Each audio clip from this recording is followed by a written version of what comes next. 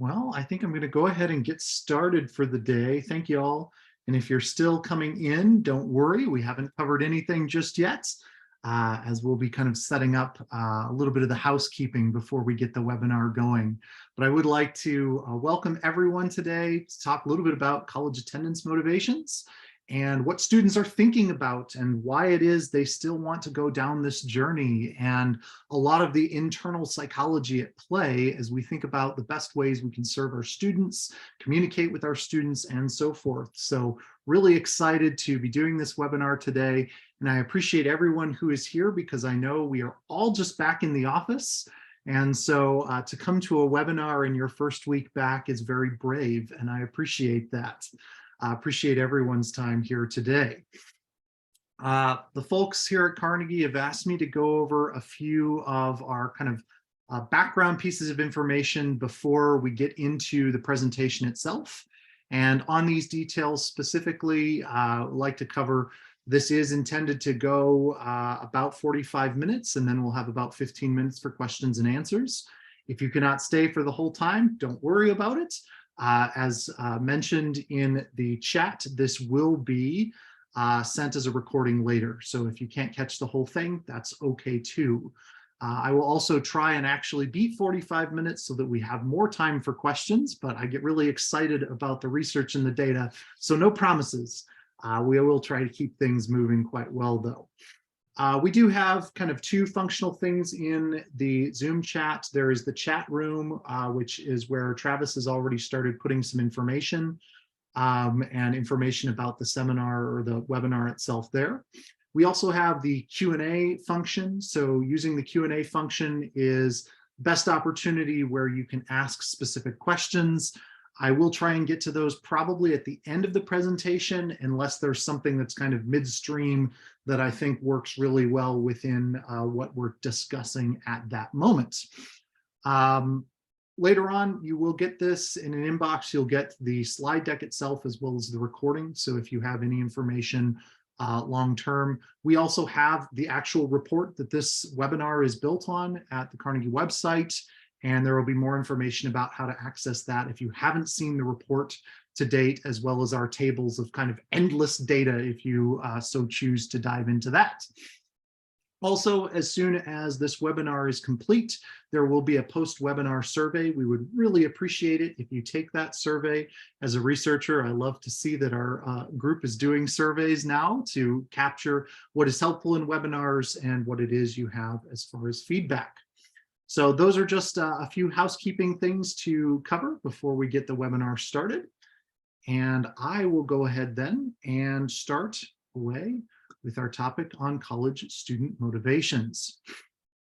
So again, I want to thank everyone here. I'll introduce myself in a slide or two, but I think more important than who I am is rather why are we here? And we're here today to talk about motivations as a part of student psychology. And motivations are a bit tricky because they are so incredibly powerful and important to communication and the way that we can effectively tell our story to audiences. But motivation is also very hard to measure. Specifically, it's hard to measure because motivation leads to more visible behaviors. What I have on the screen here are behaviors that a person could take. These are students learning to play piano, deciding to go to church, volunteering by reading to kids, whatever it might be. These are behaviors, not motivations. So speaking to students through the lens of these behaviors isn't as effective as understanding their underlying motivation for doing these things. And that's what we want to explore in this study, is understanding what are those underlying motivations for attending college or university, and how does that influence those decisions that the students are making. The kind of overarching principle for things that remember today is that decisions and behavior are driven by internal motivations. And this is the core of all of psychometrics. Psychometrics being the discussion or discovery of why do some people do something a certain way and other people do it differently. Really, what factors can you use to predict behavior? That is what psychometrics is all about, and the underlying motivation is the key. That's what we'll be talking about today. And so you all know, hello, my name is Jared Brickman. I'm the Senior Vice President here at Carnegie of Research. I did my doctoral work at Washington State University in message testing and design, specifically around health communication and new media. I also like to list that I'm an amateur guide dog trainer because my wife thinks that it humanizes me, and I'm sure it does because I spend a lot of time with dogs. So if you hear any dogs in the background, I do apologize. We may be in training at times. The great thing about dog training and how it relates to this presentation is that just like humans, dogs all have different motivations. So remember that if you have a new dog in the household, not every dog is motivated by food or play or whatever it might be. Also on the right-hand side, I kind of gave away 3 of my greatest motivations. At Carnegie, we use an archetypes-based system that is color-coded. So yellow, green, and orange are my greatest motivational areas. They specifically deal with innovation, discovery, and creativity. So if you want to get me interested in whatever it is you're selling, really sell me on these 3 factors. But everyone is different, and that is why understanding motivation is so difficult and why we needed to tackle this with some national research. So today's topics, I'm going to be talking specifically about the types of motivation, how that influences college choice and the journey to college, how that journey takes place. We'll be talking about some of the interests and needs of college students that have shifted and changed, specifically since the pandemic. And I say since then with maybe quotes in the air because it's not really over, but a lot of the things that changed and happened in the industry have now gone back to the way they were. And so that really has shown some major shifts in the way students are thinking. And finally, we'll cover very briefly a little bit about how students are feeling prepared for college. I think really important for us to understand as we communicate with prospective students what those kind of needs might be. So throughout today, I'm mostly going to be reporting information and data that comes from a study we did this past summer in July with College Express students. We had nearly 4,000 respondents to this survey, and it includes students from the classes of 22 who have already started their educational journey. But at the time of the survey, they were just about to start their educational journey. 2023 and the class of 2024. Specifically, we are talking about undergraduates in this study, though a lot of the things we talk about do relate to other types of students, including adult learners, online learners, graduate learners. Understanding motivation is something that's important to all human beings. Also importantly, we did focus around any school type that's considered. So we looked at community colleges, trade schools, public universities, private, religious or not religious, any type of school that students were really interested in. And as I mentioned in kind of our housekeeping, we do have a document that has all of these results, as well as a tables document that has breakouts across most of the different sample demographics we have. For example, if you just wanted to look at the results for students who are going to small private religious institutions, that's going to be in the tables breakout document available for you if you are the type who wants to dig deeper into the data. A few quick hits on some of our sample information though, as we kind of talk through these. 59% of our respondents are female. That's right along in line with what is true of the industry today in a gender-based breakout. 44% were racially diverse. 43% were high-achieving students who have a 4.0 or above, and 20% identify as part of the LGBTQIA+ community, which actually is right in line with some of the most recent Pew Research on the generations entering college and the percentage who identify in that manner. So really great to see a pretty well-representative sample. We also got students from all across the country, so this is really rich and useful data. One of the things that we're going to talk about throughout this kind of entire piece here is the types of motivation that students are focused on. And motivation can be understood in many different ways. When you're doing good research, you should have a theoretical foundation behind the research questions that you're asking. And in motivational theory, there is one that is pretty standout as far as a really strong way to understand motivation. It is the spectrum of intrinsic to extrinsic motivations. So motivational theory explains that when we are trying to motivate someone, there are both extrinsic processes at play and intrinsic processes. Extrinsic motivational theory explains those things that are external to the self, basically rewards and things that we give people. For example, a salary is an extrinsic motivation for doing a job. Getting a reward, getting a grade at school, those are all external to the actual person that is being motivated. The other thing that we have is intrinsic motivation, which are those things that are within us, our self-motivation, the things that get us excited, the things that make us go, wow, I'm passionate about that. It is internal motivation, which kind of explains that. What you can see here on this spectrum is an extrinsic to intrinsic scale on the 6 motivational factors that research over time has shown are most commonly talked about by students when they say why they decided to select a college or university education. Many people talk about learning and career. Those are kind of the 2 most major that you find in most research studies, that people go to college to learn and they go to college to get a career.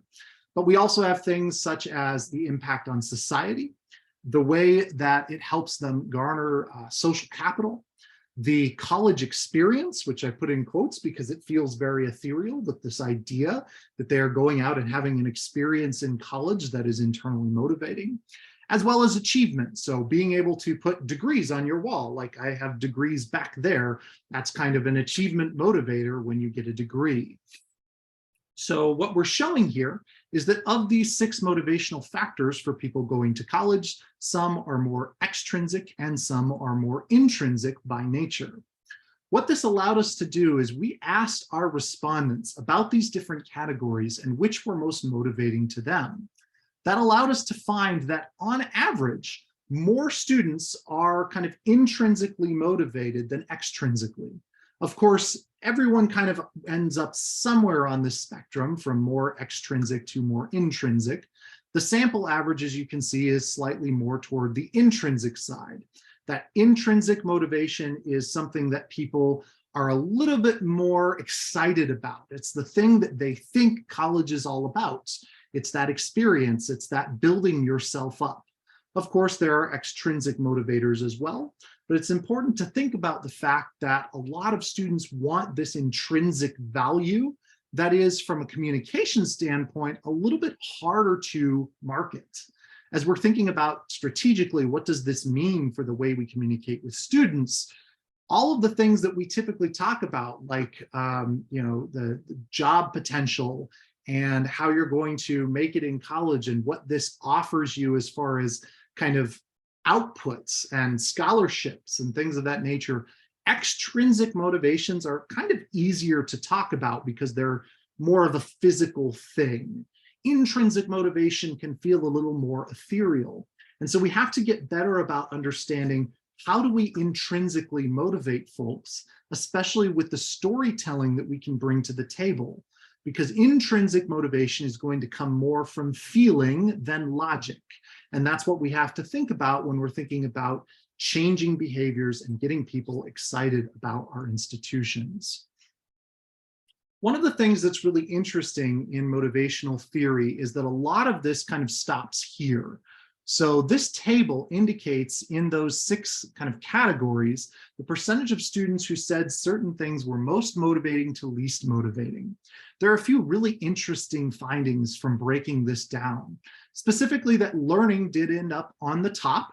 Its rank score at the far right here is the highest among all of the different factors for motivation. But what you might notice is that a slightly higher percentage of people picked career as their most motivating category.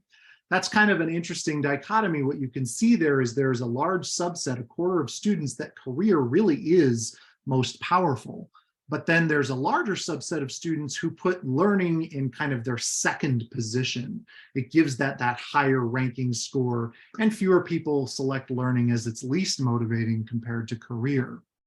The other thing I find really interesting about this data is that kind of impact on society ends up in last place. You can see its ranking score even got into the negatives because more people were picking it in the bottom 3 than the top 3.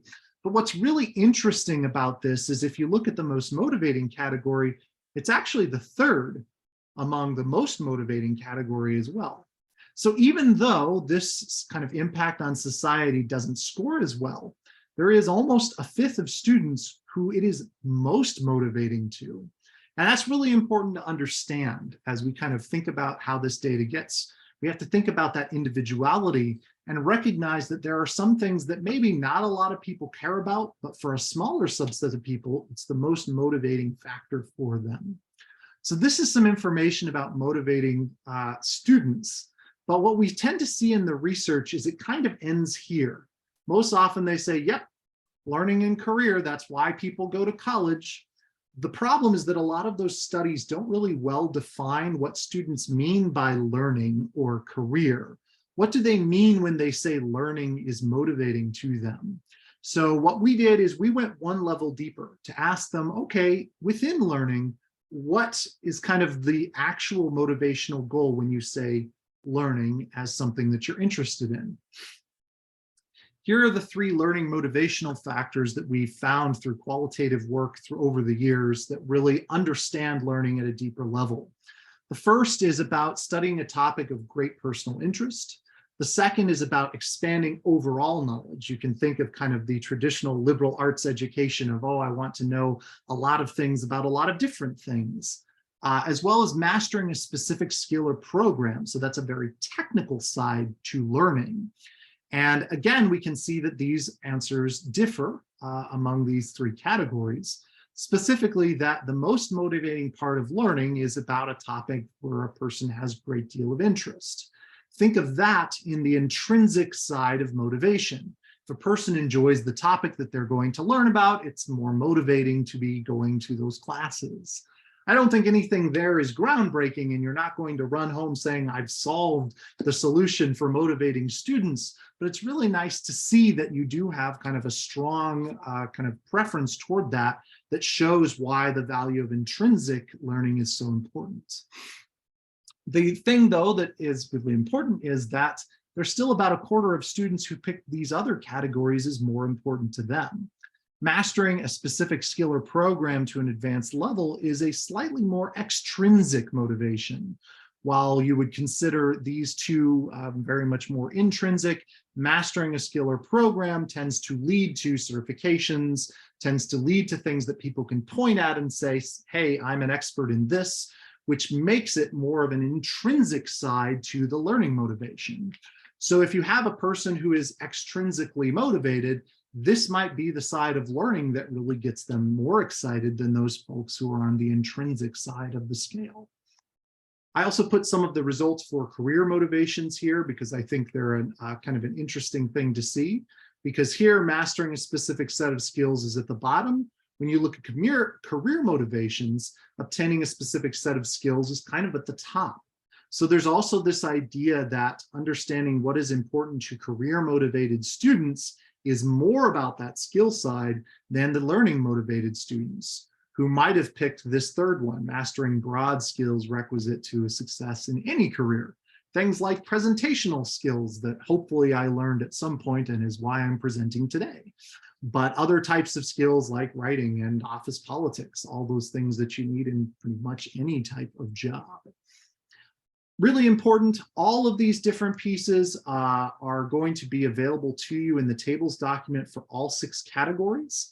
And you can also see the differences based on GPA bands, based on different institutional types. You can see, for example, that different students in, for example, private institutions scored these differently than students who want to go to public institutions. And so definitely, if you want to dig more into how these motivations differ by those different demographics, and I do see a question from Laura that's kind of in this vein, that's definitely something that we can have you see through that tables document. So you can see, oh, for specifically the type of institution I'm working at, these data are a little different. Or for, hey, we're looking to expand more into students who are on a certain side of the political spectrum, or all sorts of different things. We have tons of breakouts in that document, and I would be happy to kind of talk you through any of them if you want to follow up at any time. But yes, Laura, we will. You will have access to data that shows differences across these different areas. Let's see. So those are motivational specifics. What I like to then kind of end on, which is why it's so important to think about and talk about those different demographic breakouts, is that it is really highly personal. It's tied to our demographics and our personality differences. There are certain motivations that will be very powerful for those. And so the motivation pieces here that we talk about, I want you to think about everything as we go through this data. The kind of pinnacle of the best communication we can do is going to be very kind of individualized. This continues to be further kind of evidence as to why we should consider strong segmentation practices, practices to understand students beyond just their demographics to as much of their personality as we can muster as well. So the next thing I want to talk about is the college journey. And the college choice journey really begins with this idea of when do we start getting motivated, and when is it that we start looking for information? Prospective students throughout the survey were first asked when they started beginning their college search. So really at a basic level, starting to look for colleges and universities. Here's what you can see right away. 2/5, so 40% almost, are doing this within their first year of high school, or even 1/5 are before high school. They are starting to look for colleges and universities at a very high level. And you can see that this tapers off as they continue down their high school-based journey, that this timing is really kind of critical to start getting your name out there. When I think of institutions and what they can do at this stage, it really is building familiarity. And we sometimes think that building familiarity begins in year one. It's really starting well before high school in many situations. Now, I will mention that this is a College Express audience. I would tend to find that College Express students are probably a little more on the ball than students who don't use a service to help them search out colleges. So this may be a little earlier than maybe a general population survey might find. But I think it's still really important to think about how much of this is happening before the next step in the process, which really is when that college factor list is formed.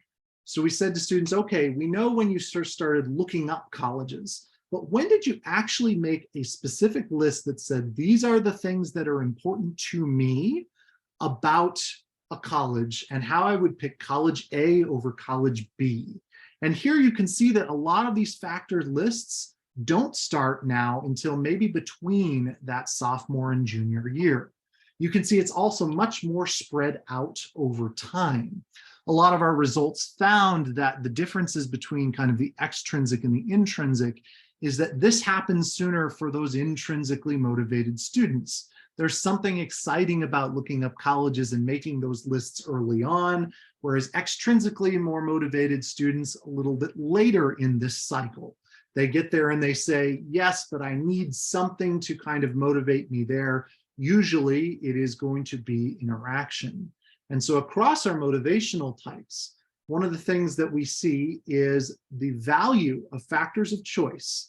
So not necessarily where students are looking, so not the list of schools they look up, or, oh, I have to check out these 5 schools, but really the factors of what are important. Is it price? Is it academics? Is it athletics? Whatever it might be, those are set by human interaction, specifically parents, professionals, and peers. So their parents, their guidance, college counselor professionals, and those students and friends that they talk to help change and transform their list of choice factors. Not so much that students are saying, yeah, I picked the exact school my parents wanted me to go to. or yeah, all my friends went to this school, so I picked it. That does happen sometimes. But more than likely, what is happening is these human interaction moments are setting up why are certain factors important. So why is being close to home important? Well, when you talk to your parents might say, we want to see you more. They might also say, well, pragmatically, it makes sense for you to be able to get home. It's cheaper, whatever it might be. So parents can help set that list. So when we're thinking about communication tactics and the timing, so remember the timing of this factor list, in these early days, that's when they're going to have those conversations with those human interactions, the peers, the professionals, their parents, that help them understand and set up their college factor lists. So these are the types of audiences that we still need to think about in influencing why certain factors have value and why your institution might have value on those factors. So really, it's a way to think about stepwise. You're going to get students setting up some lists of colleges looking for general information. Then there's a human interaction moment that helps them set up their factors list.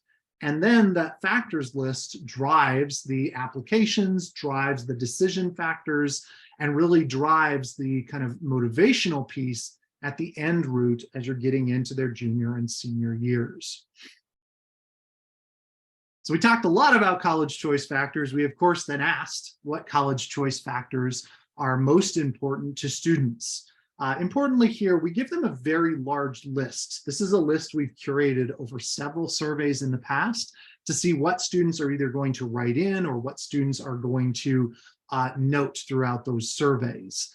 You'll notice that I say here they have to only pick 6. This is kind of a key research strategy that we use here, because if I let them pick as many factors as possible here, they would probably pick a very large number of them, even if they aren't super important to them. For example, I might say the alumni network wasn't a huge decision factor for me attending Washington State University, but if I was given that on a list where I can have this several times over, and I can pick any list I wanted, I'd put that in there. That had a tiny little bit. Instead, if we make them pick 6, we're forcing them into some really tough decisions and deciding what is really powerful and important to us. So as you can see on the far left here, the most important, I kind of see 3 major categories. I see these top 3 here, I see these next 4, and then I actually pay a lot of attention to the end, and I'll talk about that in a bit.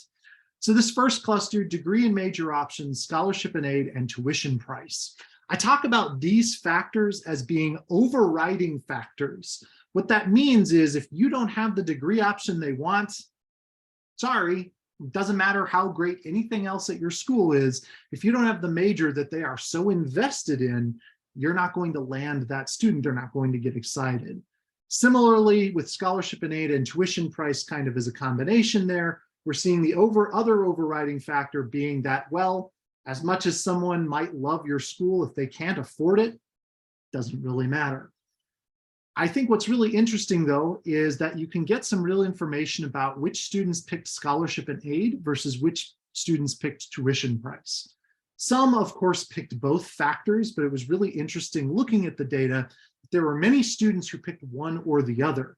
They're really trying to balance out which is more important to them, the aid side of the net cost equation or the tuition side of the net cost of the equation. And so I think that's really important to understand from your student perspective, which is more valuable for them to understand, what's easier to understand, and how much more can we educate students on what net cost is, because I feel like I have to explain it all the time, and I'm sure you all do far more than I do. The next category I look at are some really strong factors that then are differentiators. So once you've kind of jumped the hurdles of those 2 major factors, these next 4 are real strong differentiators. So that's teaching quality, campus personality, and feel, that ethereal campus feel. We'll talk a little more about that in a minute. Athletics and distance from home. So a lot of these things important as factors for student choice. I mentioned that down at the end here, I do actually like to pay a lot of attention to these scores down at the bottom. And it's from a process or an idea called data on the fringe. Data on the fringe is something that we look at in research as some of those data points that are often lost. A lot of people will look at the top of a chart and say, that's the info I need. Have a good one. I love to look at things at the bottom, and here's why. If I looked at this list and you get to pick 6 things, you have about 2-3% of people who picked parking and accessibility. And you have to imagine, why would anyone, when presented with 30 different options here, pick parking and accessibility of all things? Well, it's probably because this is actually an overriding factor for those 3% of students. When I talked before about an overriding factor being the degree you have or scholarships, money, that's pretty common as an overriding factor.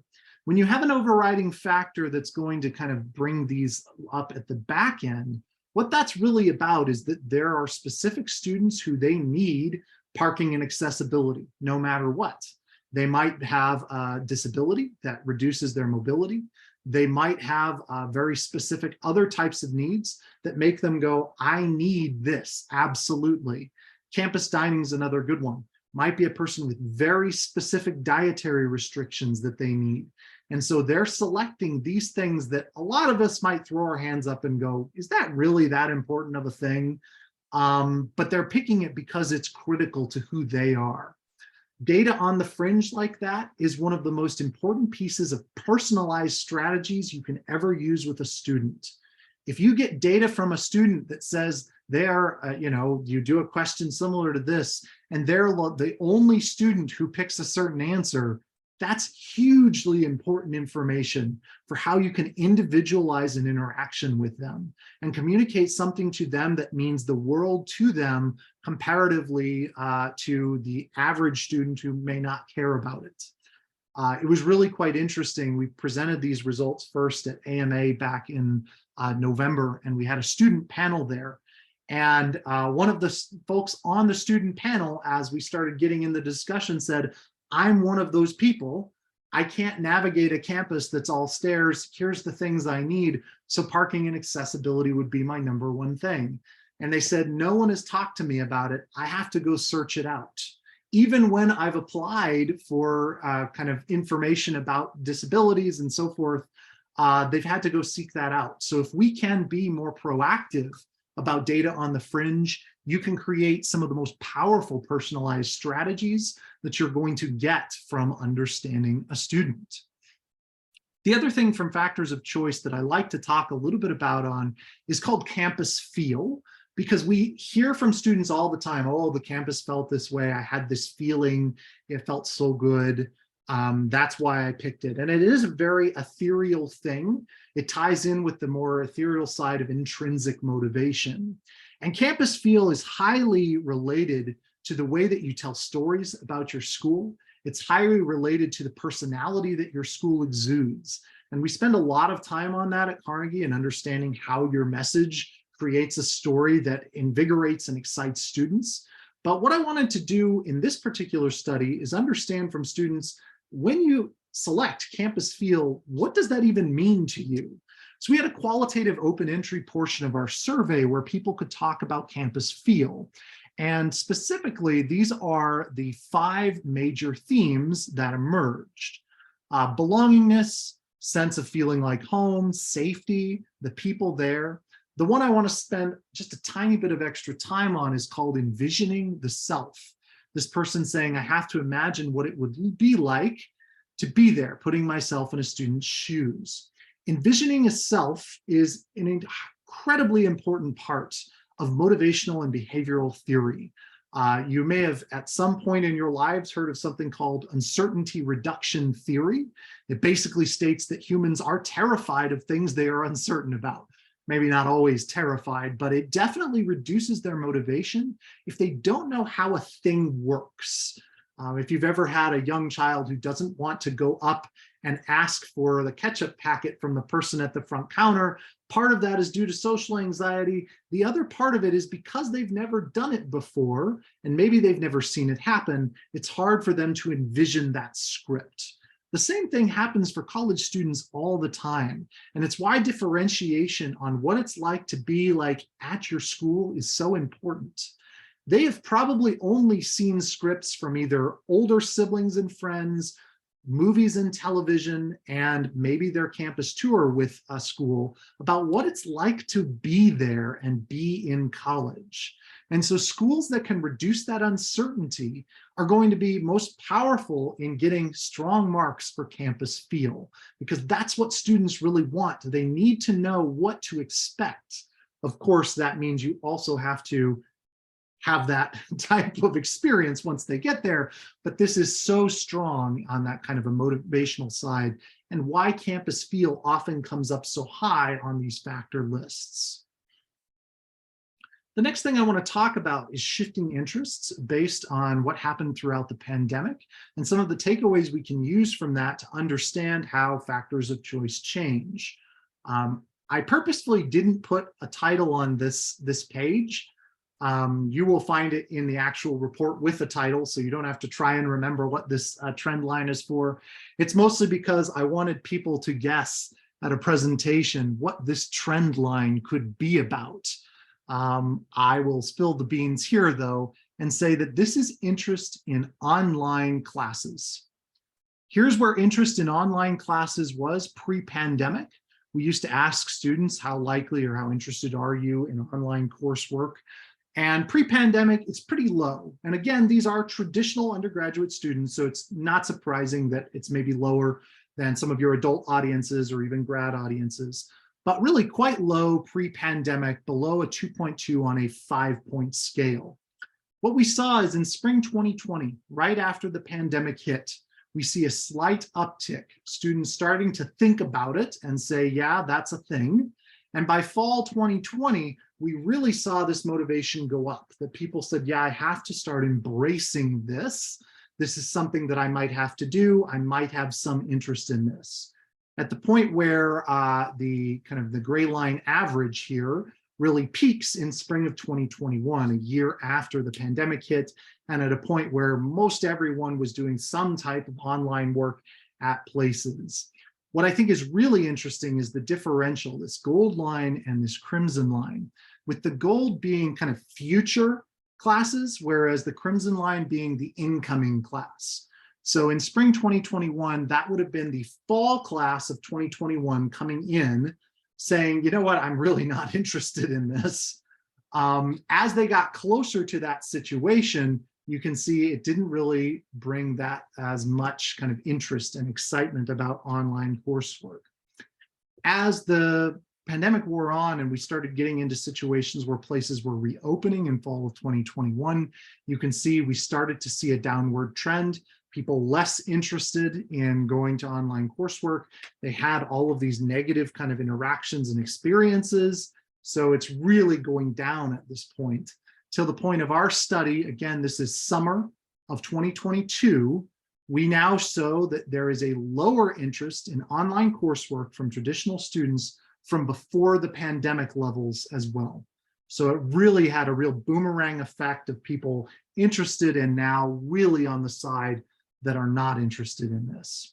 What this means is we have to think about how this is impacting our incoming classes and the way that they think about school. Many of them had many semesters where they were totally online in high school.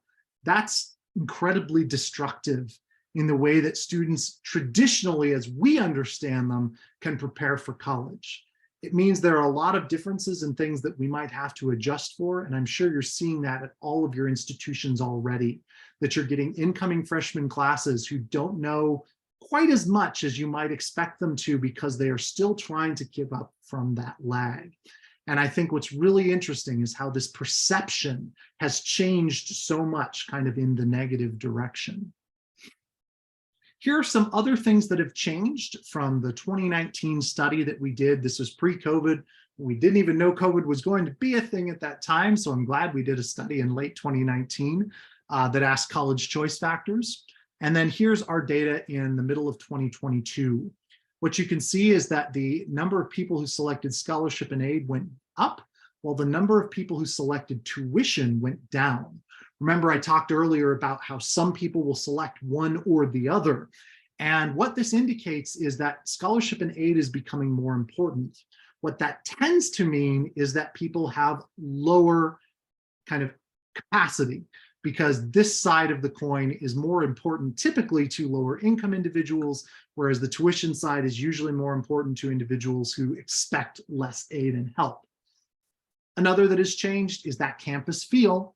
We talked about it, that ethereal feeling has gone up significantly over the year, especially I think because people want to get back on campus. So it's so important for them to feel at home and feel like this is going to be a great place to be. The one that has jumped the most from 2019 to 2022 is campus safety. And campus safety has more than doubled, or about doubled, since that time. That's really interesting for two reasons. One is that safety is still something that we need to take far more seriously than we did in the past, but also it's the way people understand campus safety that has changed. Our qualitative work in 2019 recommended or suggested that campus safety to most students means crime, basically. Assaults, stolen goods, things of that nature. That's campus safety. Our qualitative in 2022 suggests or recommends that campus safety also includes health. So being safe to come to campus and being, free from health problems and, things that happen in kind of that COVID world. So really important to understand what campus safety means has shifted and changed. The importance of institutional selectivity, according to prospective students, has also dropped quite a bit. There is definitely a feeling in the industry that that value proposition isn't quite there as it used to be. Preferences from distance from home haven't actually changed a ton. I would say that really we saw a lot of this very similar to our numbers in the 2019 study, that there is still a lot more interest in staying close to home than it is going anywhere, and that most people only pick one or two of these categories. One of the things I do like to notice, though, is that distance and flexibility were more impacted by income status than in 2019. So what we saw in 2019 is that income didn't really relate to overall mobility much.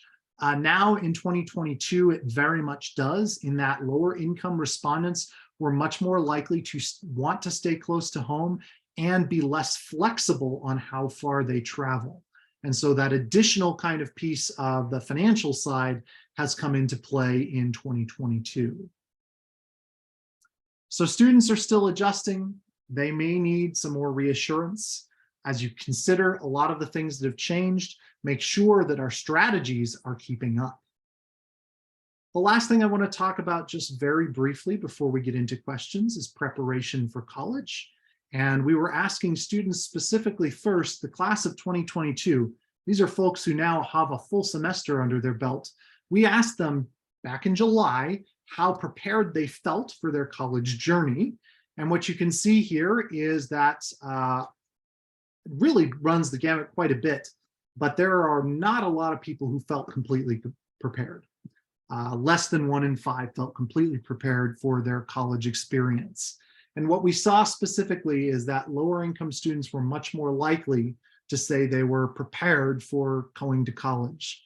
That leads to more retention issues. This is a traditional and common problem. It has not shifted since the pandemic, but it's always a nice reminder to say, yes, these are students who feel less prepared. And not only do they feel less prepared, but we also asked about whether or not they would be more likely to interrupt or discontinue their education, the retention side of things.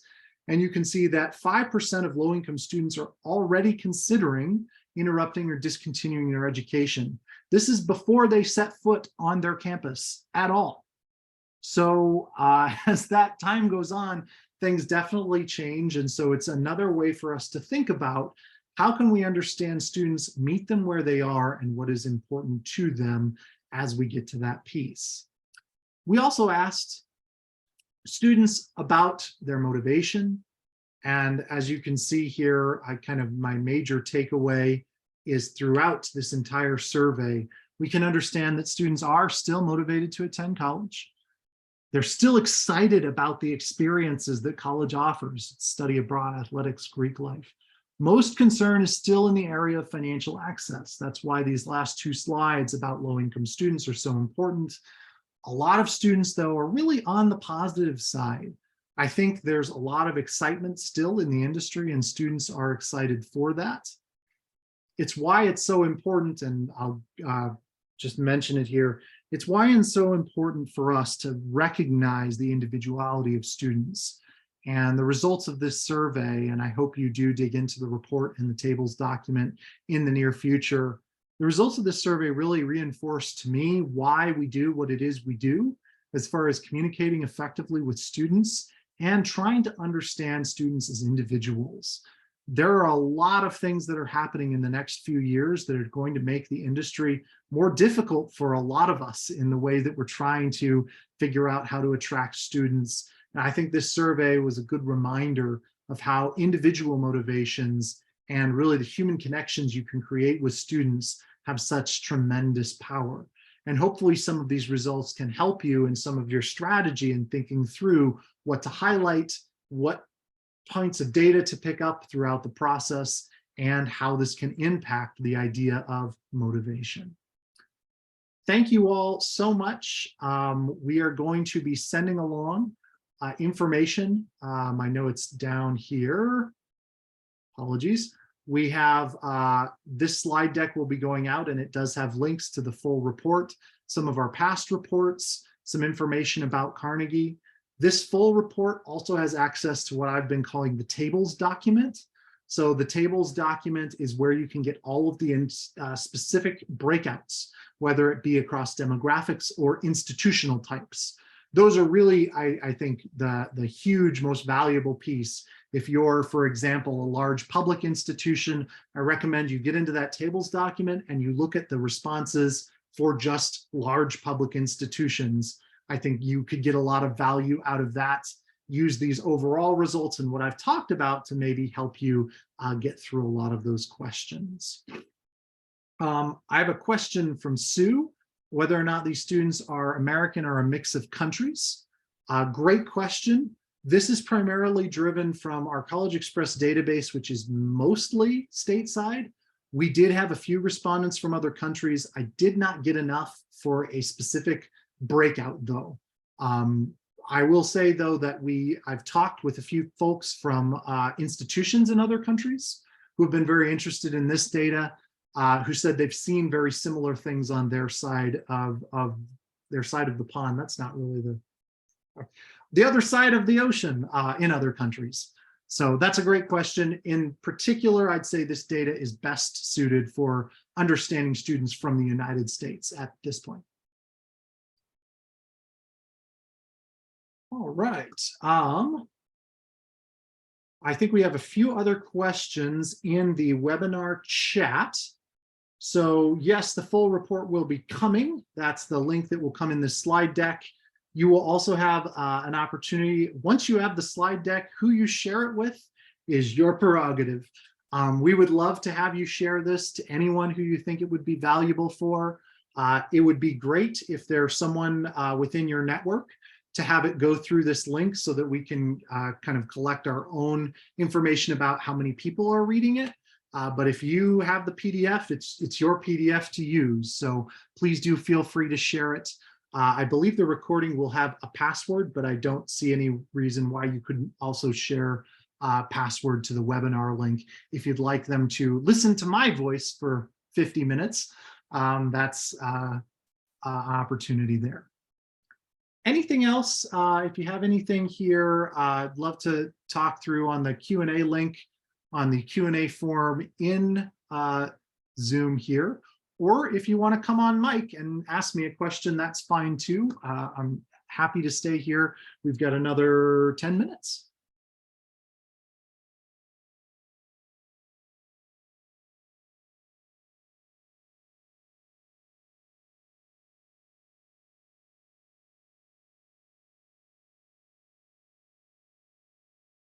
All right.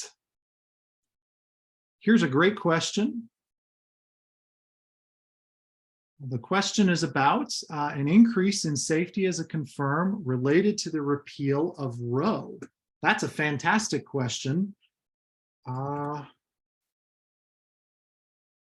trying to remember exactly when that happened.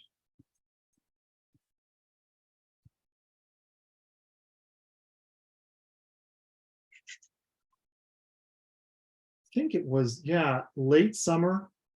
So I believe no. From my understanding of the timeline, though there were rumblings basically all year that it might be in jeopardy, the actual decision didn't happen until I believe after this survey was happened.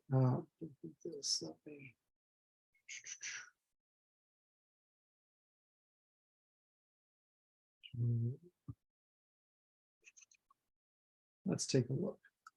2022. I love helpful links there. June 24th. So this was right after that. That's a great piece of insight. Nothing in our qualitative mentioned Roe v. Wade. That doesn't mean that it wasn't a factor. So I think you're spot on that might be something for us to keep an eye on. Whoever, I think it was an anonymous question. I think that's a really interesting piece there. Among marginalized audiences, let me take a look at the data. I don't want to, I'll look at the tables data here myself. I'm going to make sure that I don't speak to anything incorrectly. It's a very long tables document, so apologies there. So I look for the right spot.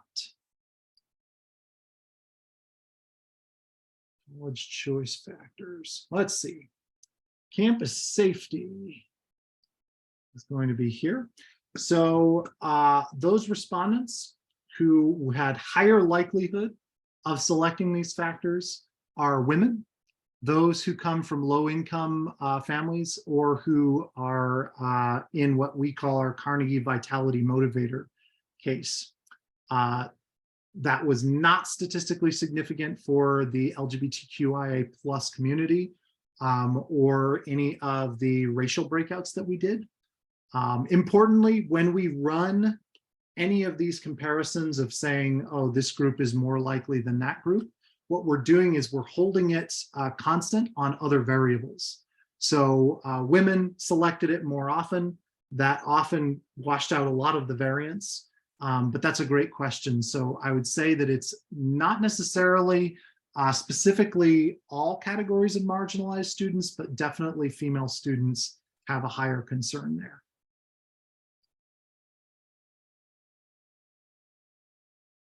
Another anonymous attendee asked about the difference between participants considering 2-year versus 4-year schools. That's a great question. What I would say is, first, that tables document will be a great place for you to look at some of those differences. Let me go over a few that I know we've had a few that were really kind of stand out for me. So in the motivational side of things, let me find. On the motivational side of things, one of the things that we tend to see is that community colleges and those who are going to kind of 2-year institutions, their motivations don't differ highly except on the category of social life. They are far less likely to say they selected the motivation of kind of social impact as for a reason to go to college. As a result, they do have some slightly higher scores in some of the other areas, but not to a significant amount. So I would say, you know, and I don't think this is going to surprise anyone, the social experience of college is not as important to 2-year institution respondents as compared to 4-year respondents. Let's see if I find anything else in here. Really, the college choice factors, I always find this interesting. College choice factors do not differ highly across the different institutional types. It really is more based on their demographics. So that's one to consider there. Let's see. College experiences.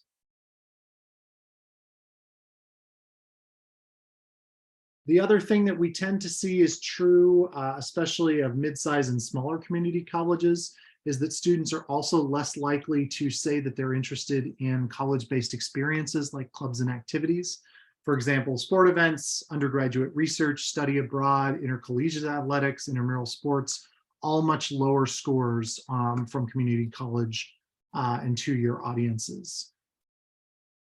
The one where they tend to have a higher score is if we go back to the online courses question. I showed that graph that it's went up and then down. Community colleges have always been higher scoring on interest in online programming. So it did have a very similar trend where it went up and back down, but the overall scores are just much higher. Great question.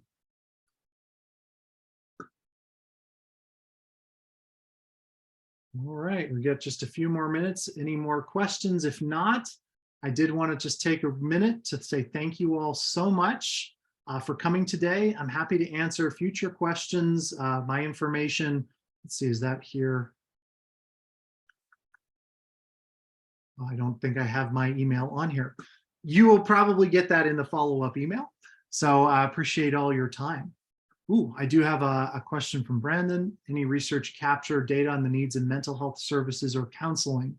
Not this study, but we have another one coming out very soon that's about retention and campus belonging that did have information about people's feeling of mental health and counseling services. From what we've seen in kind of our individual research in the past, not the national data, but a lot more schools are asking us about it right now. And there are a lot more kind of questions in the industry about this overall, which is why we started collecting some data on kind of mental health and its impact on student success, specifically retention and transfer areas. One of the things that we found in that study is about the importance of belongingness and about the importance of reducing DEI-related incidents to make people feel better about their campus, but that mental health services are usually something that students are a little shy from kind of considering. So more data to come on that topic. This particular survey did not look into this specific area, but it's something that we have our eyes on, especially this year and in the next few, as students who were kind of in the COVID situation continue their educational journey. Great question.